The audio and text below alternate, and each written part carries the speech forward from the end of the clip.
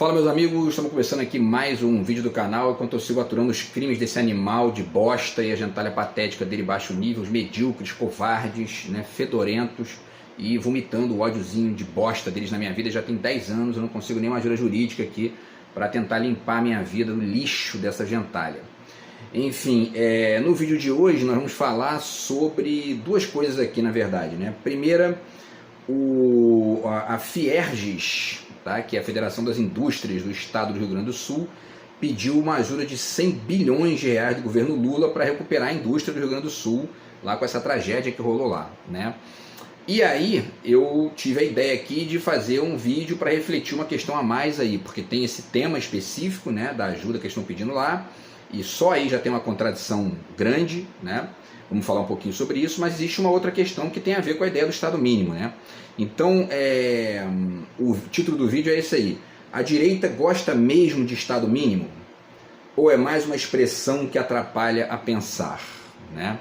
Porque aí, quando eu li essa notícia, eu comecei a refletir sobre essa coisa do Estado mínimo, e enfim, eles acabam pedindo Estado quase toda hora, né? Então, quer dizer, eles gostam do Estado mínimo mesmo? Será que gostam mesmo? Vamos fazer uma reflexão hoje aqui para poder tentar entender isso aí de maneira mais ampla, tá? Antes, dois recadinhos rápidos aqui, tá, pessoal? Primeiro recado é o de sempre, né? Meu livro de poemas aqui do outro lado de cá, que eu não consegui vender nenhum ainda por culpa desse bandido, dessa gente nojenta. Então, enfim, deixo o zap aí na descrição do vídeo. Quem quiser entrar em contato, a gente de repente conversa aí. Conseguir furar o bloqueio desse animal, a gente de repente consegue conversar sobre isso aí, tá? E o segundo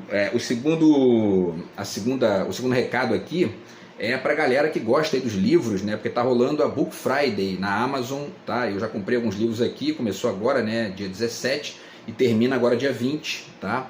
Então, enfim, e muita coisa legal. Comprei uns livros aqui com 70% de desconto, e assim que chegar, né, os últimos aqui já chegaram quase todos, faltam 2 para chegar aqui. Quando chegarem esses 2, eu vou fazer mais um vídeo aqui, né, para poder mostrar para vocês aqui, falar dos descontos e tal, porque é sempre legal aí trocar os livros aqui com a galera aqui do canal e com os amigos também que me assistem por aqui, porque não estão conseguindo me ver pessoalmente por culpa desse bandido. E enfim, e ao mesmo tempo para deixar aí essas dicas para vocês terem uma noção do tamanho dos descontos às vezes aqui na Amazon, que são realmente assim surpreendentes, tá bom? Então essas são as duas dicas aqui, né, antes da gente começar. Então vamos lá, vamos partir para a reflexão.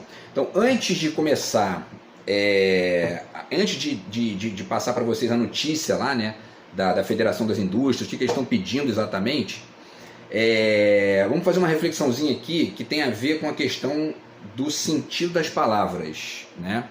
Por quê? Porque a expressão Estado mínimo, eu comecei a pensar um pouquinho sobre isso aí ontem, e aí comecei a chegar numa reflexão que é a de tentar pensar se essa expressão condiz com o que a direita diz, condiz com o que a direita pratica, condiz com o modo de funcionamento ali da direita quando ela age, né, não só no Estado, mas também na defesa de certas ideias, junto com a defesa dessa ideia do Estado mínimo, né? Por quê? Porque tem certas expressões que atrapalham de fato a pensar, né? Eu já fiz vídeo aqui sobre algumas dessas expressões. A expressão centrão, por exemplo, ela é um equívoco, né? Porque ela faz parecer que existem políticos que não estão nem à esquerda nem à direita, quando na verdade todos esses que são chamados de centrão são políticos de direita, né? A única diferença que acaba construindo essa visão equivocada e essa palavra equivocada é que esses políticos que são chamados de centrão, que são aqueles que não ganham eleição nunca, né?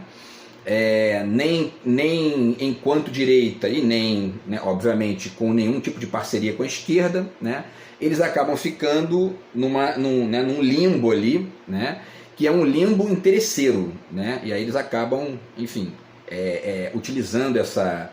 E aí existe um último ponto aqui para poder entender o porquê que o centrão é direita, né?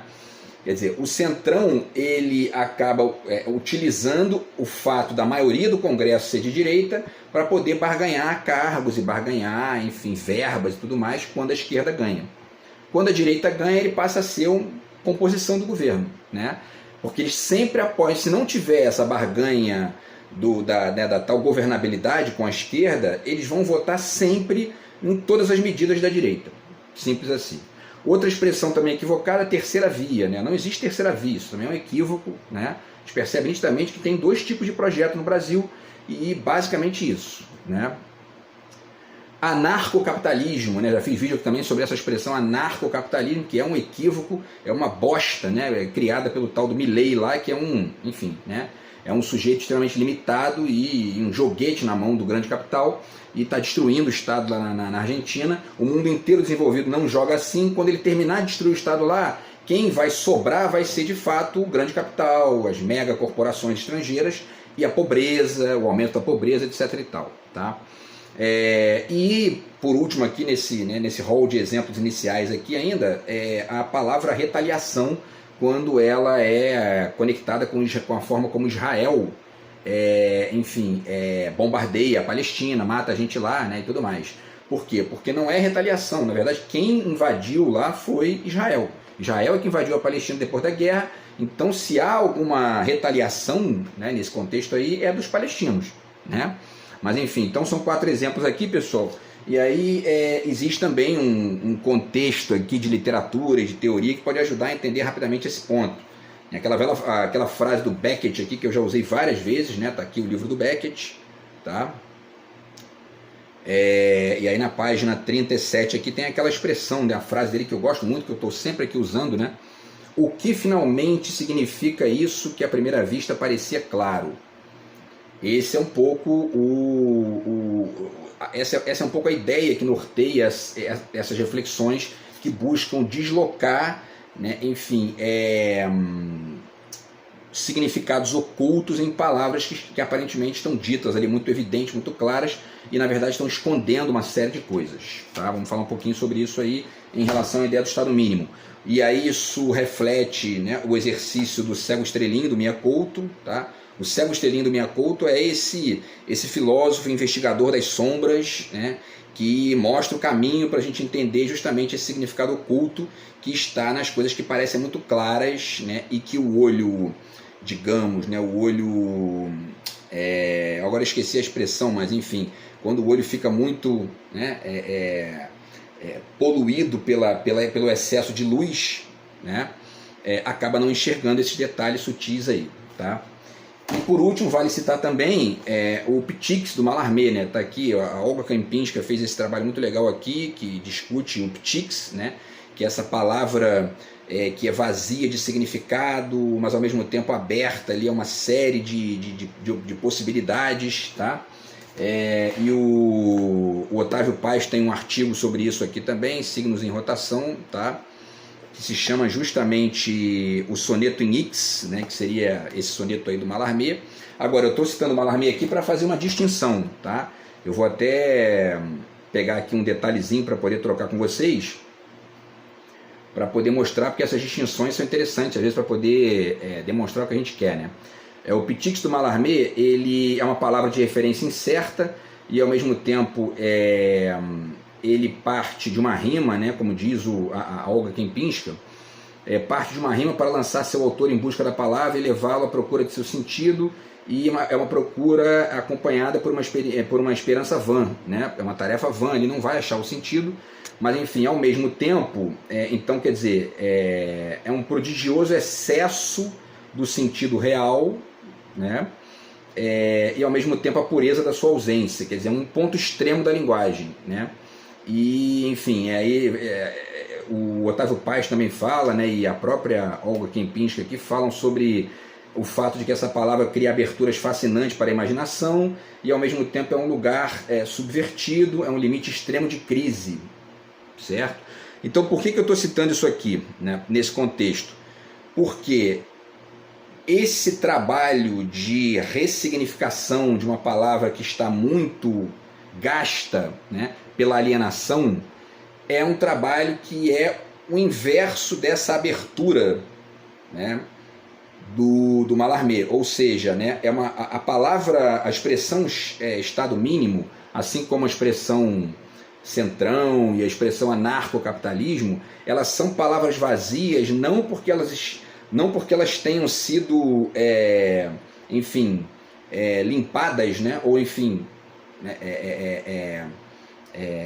ampliadas, né, da sua densidade ali excessiva, e aí abertas para um exercício de uma amplificação qualquer. Essas palavras e expressões, né, centrão, estado mínimo, etc. e tal, elas estão no estágio imediatamente anterior ao ptics, ou seja, um estágio ali de excesso de vazio de significado, né? E aí quem expressa muito bem isso, eu lembrei que eu li um artigo uma vez de uma psicanalista, não tem nada a ver, e a frase não tem nada a ver com psicanálise, é uma frase na qual ela fala sobre linguagem, né? Mas ela especifica bem ali a questão quando ela descreve da seguinte forma aqui, ó, tá? A aplicação excessiva de uma palavra pode efetivamente transformá-la em uma palavra vazia, cujo excesso de significado é índice de ausência de sujeito. É basicamente isso que está acontecendo aí com essas palavras que eu citei aqui, centrão, anarcocapitalismo, terceira via, e parece também com essa expressão estado mínimo, tá? Essa reflexão veio ontem aqui. Então, repetindo aqui, essa frase dela é bem interessante, porque o que ela está dizendo aqui é mais ou menos o que o Beckett está dizendo ali de uma outra forma, né? Ela está dizendo: a aplicação excessiva de uma palavra pode efetivamente transformá-la em uma palavra vazia, cujo excesso de significado é índice da ausência de sujeito. Excesso de significado é o quê? Está todo mundo repetindo, ninguém reflete, ausência de sujeito, né? Ninguém para ponderar as articulações mais amplas, que elas sim mostram que a frase, aliás, a palavra ou a expressão estão completamente equivocadas e não dizem o que é, né, a realidade mais ampla ali, tá? Então vamos tentar entender isso aqui no vídeo de hoje, tá? Vamos lá. Deixa eu ver se falta alguma coisa aqui, né? Então é isso, tá? Então a notícia, agora vamos passar para a notícia, tá? Da Fierj. A notícia é a seguinte: Fierj pede ajuda de 100 bilhões de reais do governo Lula para a recuperação da indústria, tá? Entidade, que é a Federação de Indústrias, né, do Rio Grande do Sul, defende acesso a crédito sem juros. Olha que bonitinho, né? Crédito público, tá? Bem entendido. Defende acesso a crédito público sem juros e flexibilização de jornada trabalhista, com redução de jornada e salários. Uma comitiva de industriais gaúchos levou ao vice-presidente da República, Geraldo Alckmin, um documento com mais de 40 medidas consideradas urgentes para a recuperação da indústria gaúcha após as enchentes. As reivindicações incluem juros zero para financiamentos, suspensão de impostos, ajuda para pagamento da folha de funcionários e redução de jornada e de salários. O impacto do pacote é calculado em 100 bilhões de reais. Já vale uma ponderaçãozinha rápida aqui. Se você perdeu tudo na enchente do Rio Grande do Sul, né, e votou no Eduardo Leite, votou no Sebastião Melo, votou no Bolsonaro e, portanto, no Paulo Guedes, e, portanto, no mercado financeiro, experimenta chegar no banquinho privado lá e diz: ó, perdi tudo, tá aqui, ó, tem urgência, preciso de medidas urgentes para poder resolver a minha vida básica, aqui ter o que comer, preciso de um empréstimo, e assim, com juros zero, tá? Beleza? Para você ver o que o banco privado vai dizer para você: ó, filhão, sinto muito, isso aqui é um negócio, se não se endividar, tu não ganha o dinheiro, certo? Não tem como pagar, não tem essa de ficar, ó, congelando dívida, certo? A gente bota você no SPC, no Serasa, e daqui a pouco você está pagando o dobro, beleza? Então, quer dizer, agora na hora que eles querem o dinheiro público, né, na hora que eles precisam e não tem saída, né, eles vão em quem? Aonde eles vão buscar saída para isso aí? No Estado, e ainda pedem juros zero, né? É uma cara de pau assim inacreditável, né? Mas enfim, o presidente Lula tem colocado que não faltarão recursos para ajudar na recuperação do Rio Grande do Sul. Já conversamos com o BNDES, vamos conversar com a Fazenda. Há que se definir a questão dos juros e de um fundo garantidor. As linhas de crédito devem ser para tudo, desde capital de giro, recomposição de máquinas, equipamentos, prédios, toda a área de reconstituição, afirmou Alckmin, que também comanda o Ministério da Indústria, Comércio e Serviços. o governo estuda, segundo Alckmin, regras específicas para o Rio Grande do Sul no processo de depreciação acelerada, que está em vias de ser aprovado pelo Senado. A medida dá vantagem contábil a empresas que renovam os parques industriais com reconhecimento dessa despesa em um menor período de tempo, diminuindo a base de cálculo do imposto sobre a renda da pessoa jurídica e da contribuição social sobre o lucro líquido. De certa forma, sutilmente aqui tem... o Lula está ponderando alguns interesses de quem quer governar de verdade o país para melhorar o país, né? Beleza, a gente vai dar um juro zero para vocês aqui, mas vocês, como contrapartida, vocês apresentem para a gente projetos de parque industrial, que gerem emprego, etc. e tal, né? De qualquer maneira, essa coisa aqui esse papo de depreciação acelerada, etc. e tal, que são na verdade regras específicas para quem está ali completamente destruído, os bancos privados ignoram isso. Para o banco privado, você é exatamente igual ao cara que está com casa, certo? Se você está ali, perdeu a sua casa, perdeu o seu carro, perdeu tudo, você é igualzinho ao cara que tem casa, tem carro, certo? Talvez você seja diferente do rico, que aí eles dão certas regalias porque tem muito, né? Tá? Então, essa é a direita brasileira, né? Enfim, e aí para finalizar, pessoal, os industriais gaúchos saíram otimistas da reunião e esperam uma solução breve para as principais demandas. Aí tem o travessão, né? Alguém falando aqui. Nós temos hoje 90% do nosso PIB industrial alagado. Sabe por que eles têm 90% do PIB deles alagado? Hoje, PIB industrial, né? Alagado, por culpa do Estado mínimo. Exatamente por culpa do Estado mínimo, porque o Eduardo Leite não investiu nada, e o Sebastião Melo não investiu nada, os anteriores também não, né? E aí aconteceu essa tragédia aí, certo?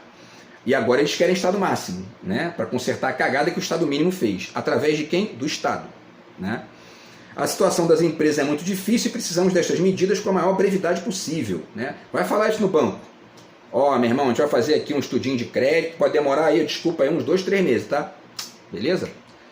Um dos pontos altos da nossa conversa hoje, continua aqui, né? A citação foi garantir empregos. Então, o crédito e as medidas trabalhistas são as questões mais urgentes para que as empresas possam manter os mais de 500 mil empregos diretos, exaltou o presidente em exercício da Fierj, Arildo Beneck Oliveira. Tá?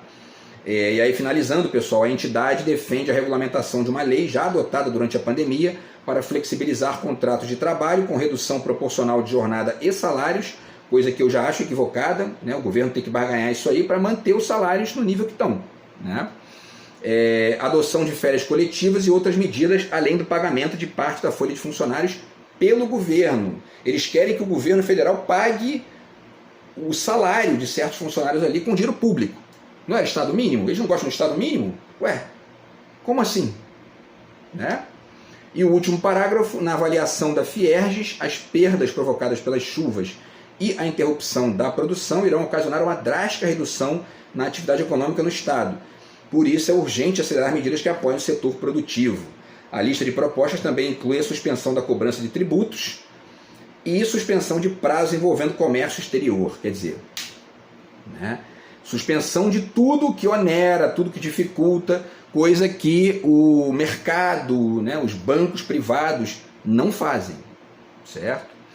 Enfim, pessoal, e aí cabe então a perguntinha, né, de novo aqui do início do vídeo, tá? Para a gente agora passar para a reflexão e apresentar alguns exemplos aqui de que, né, vamos lá, a direita gosta mesmo de Estado mínimo? Não gosta de Estado mínimo. Ela diz que gosta, né?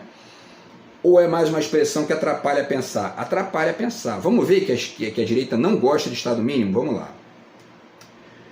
Notícia de abril de 2023. A Assembleia Legislativa de Minas Gerais aprovou em primeiro turno o projeto de lei 415/2023, que aumenta em 298% o salário do governador Romeu Zema, do Partido Novo, que de novo não tem nada, né? De R$ 10.500 para R$ 41.845,49. O texto também amplia a remuneração do vice-governador, de secretários e secretários adjuntos do Estado. Isso é Estado mínimo? Não. Né? Vamos lá. O que mais aqui? Último ano do governo Bolsonaro. Tá? Em 2022, outra notícia, hein?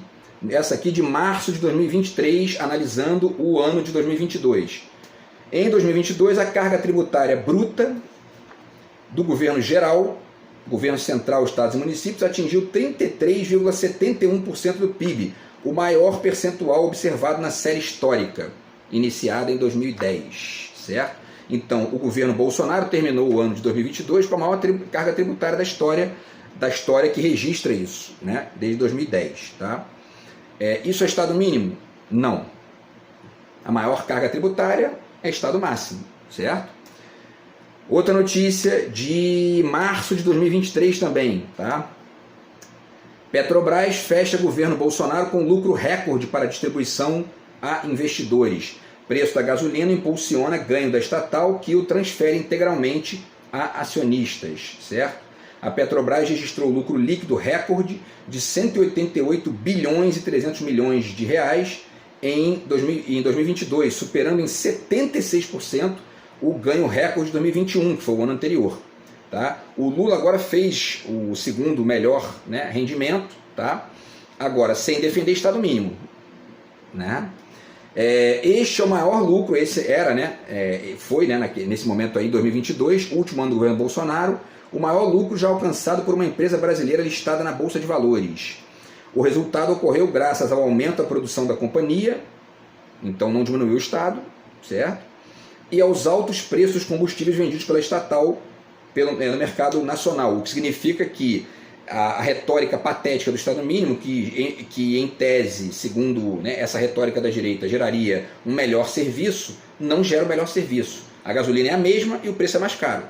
Cadê o melhor serviço? Não tem. Cadê o Estado mínimo? Também não tem, né? O ganho, aliás, foi divulgado na quarta-feira em meio a discussões do governo federal sobre tal, né, gasolina e tudo mais. Para finalizar, aqui, ó, este valor refere-se só a...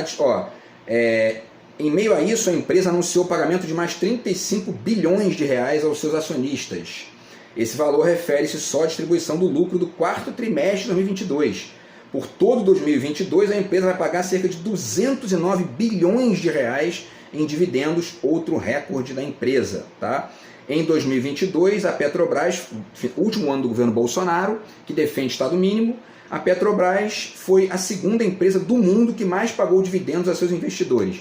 A maioria deles estrangeiros. Isso é Estado mínimo? Não. Vamos lá. Aí tem uma charge aqui, né, se não me engano, é do Nando, né? Nando Mota, eu acho. Calma, aí o Paulo Pimenta e o Eduardo Leite conversando. Aí o Pimenta diz: calma, Leite, o Estado está aqui para fazer o máximo. Aí o Eduardo Leite diz: é que eu sou a favor do Estado mínimo. Né? Tá chateadinho ali, cabisbaixo, né? Enfim. E aí, pessoal, a Gleisi Hoffmann publicou uma notícia aqui no início do mês, né, no dia 1º de maio, inclusive, comentando o saldo desse pagamento do governo Bolsonaro aos acionistas da Petrobras. Ela diz o seguinte: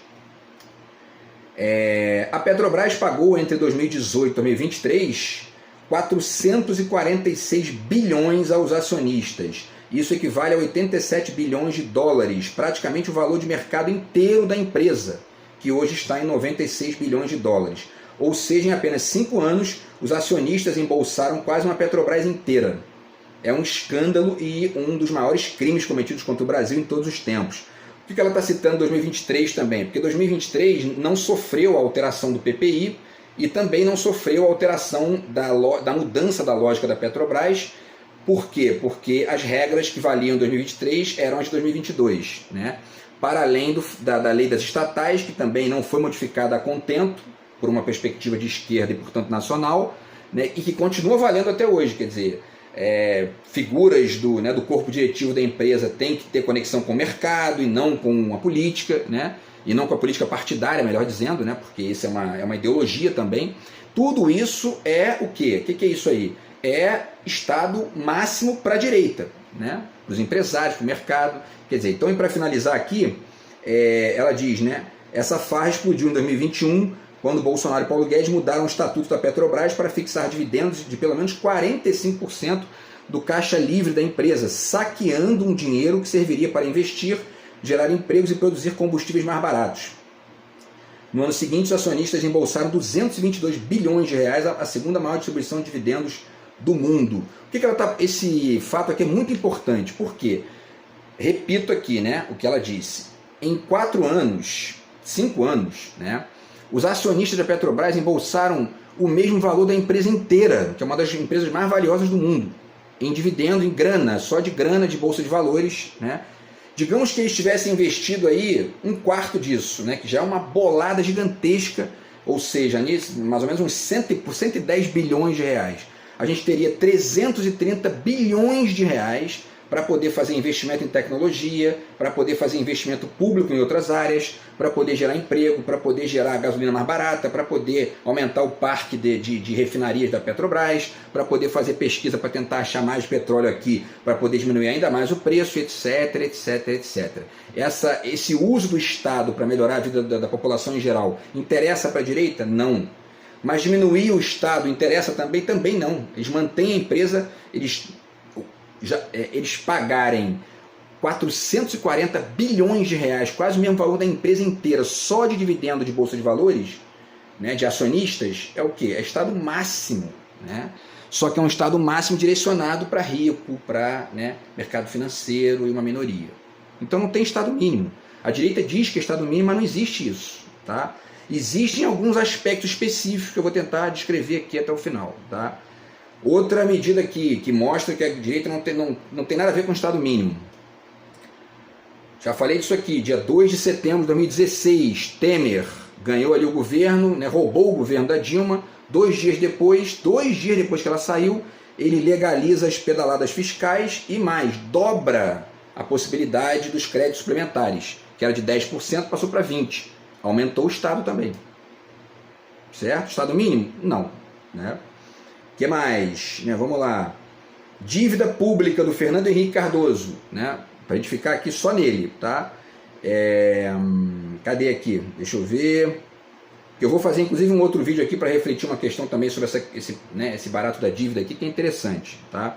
Mas vamos lá. Dívida pública. O Fernando Henrique pegou em 95 a dívida pública com 29,54% do PIB, entregou para o Lula em 2022 com 59,80% do PIB. Ele dobrou a dívida pública no Brasil. Isso é diminuir o Estado? Não. É Estado mínimo? Não. Certo? Então, quer dizer, última notícia aqui para poder ainda referir essa questão, né? Governo Bolsonaro, dia 28 de janeiro de 2021. Tá? Notícia da CNN. Investimento em infraestrutura está no menor nível desde 1947. Deve cair ainda mais. Aqui está o Estado mínimo da direita. Eles não fazem investimento público.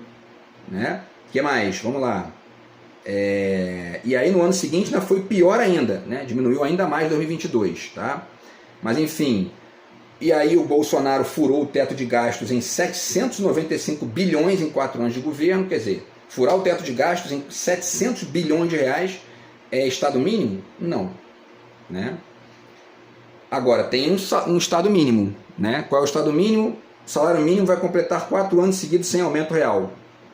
Notícia aqui do Correio Brasiliense de setembro de 2022, final do governo Bolsonaro. Não deu nenhum real de aumento.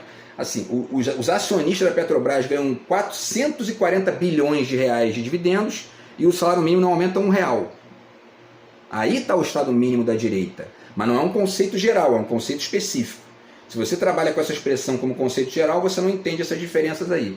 O Estado para eles é máximo para os ricos e mínimo para os pobres, para a classe média, para o povo em geral. Certo? E a população não entendeu muito bem isso ainda. Né? Um último exemplo aqui de Estado mínimo, né, deles. Né? Agora, tá? Agora, isso está acontecendo agora. Congresso passa boiada em meio à tragédia no Rio Grande do Sul, expõe fragilidade do governo. E aí, o que é isso? Né? Foi aprovada a lei dos agrotóxicos, a lei do veneno. Né? O Lula vetou, o Congresso bloqueou os vetos. Por quê? Porque é o Estado atuando. Aí, nesse ponto, para eles não interessa, porque vai afetar o dinheiro de meia dúzia de ricos, ali, milionários e bilionários, que ganham muito dinheiro com agro e com agrotóxico. Certo?